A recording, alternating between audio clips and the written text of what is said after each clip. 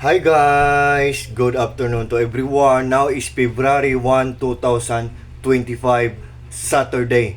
Guys, ipiplex ko ngayon ang aming Wooden 3 coffee mug storage rack holder na for just only 112 pesos lang sa link ko. Guys, tingnan nyo sa link ko or sa Yellow Basket ko. Tingnan nyo guys, oh. Ang ganda-ganda guys. Ito guys, oh. Ito siya guys, oh. By the way guys, nagluluto-luto pala kami ngayon. Yan. Nagluluto-luto kami ngayon. So, and this is my place guys. Simple, small but herbal. Yan. Nagluluto-luto kami ngayon. Yan. Spaghetti. Yan oh. Yan guys. So, sa lahat ng mga friends ko dyan, sa lahat ng mga followers ko dyan, I hope susuportahan nyo ang TikTok ko. Kasi nagko-content lang naman ako. Hindi naman ako gumagawa ng mga kalokohan, hindi ako nagnegosyo ng illegal. Yan.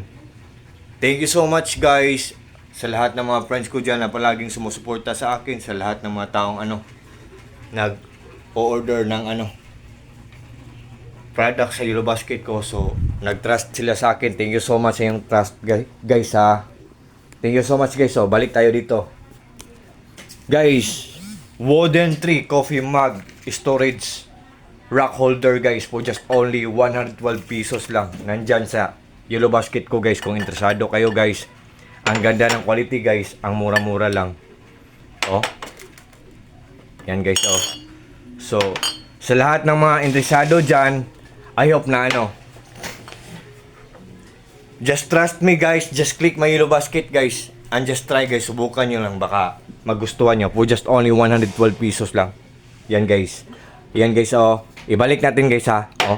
Ang ganda guys oh. For just only 112 pesos lang. Wooden 3 coffee mug storage rack holder. Yan guys. So yan guys, ibalik natin to. So yan. Diyan. Tapos diyan.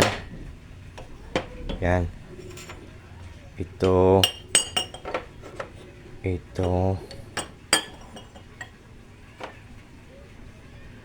So, yan. And my favorite color yellow. Yan. So, I think for this time guys, hanggang dito muna lang tayo.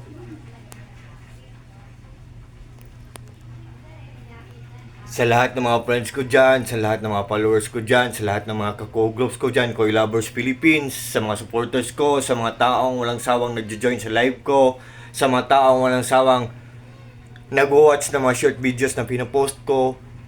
Thank you so much yung lahat. Meron pala. Especially na pala sa mga taong palagi na lang nag-order sa mga products sa links ko, palagi na lang nag-order sa mga products sa Yellow Basket ko. Thank you so much inyong lahat. Nag-trust kayo sa akin. Ibig sabihin, nag-trust sila sa akin kahit taga Mindanao ako. Honestly, Bisaya ako, taga Mindanao ako. Tapos ang nag-order, taga Luzon or Visayas, nag-comment pa na maganda daw ang product ko, na nire-recommend ko, maganda daw ang quality, tapos mura lang. So, nag-trust sila sa akin. So, thank you so much yung lahat. Maraming salamat yung lahat. Take care po tayong lahat. Ingat po tayong lahat. At God bless po sa ating lahat, or God bless us all. Or that's all. And that's all. Thank you so much. Thank you so much yung lahat. Especially na kay TikTok. Bye-bye guys. Bye-bye TikTok.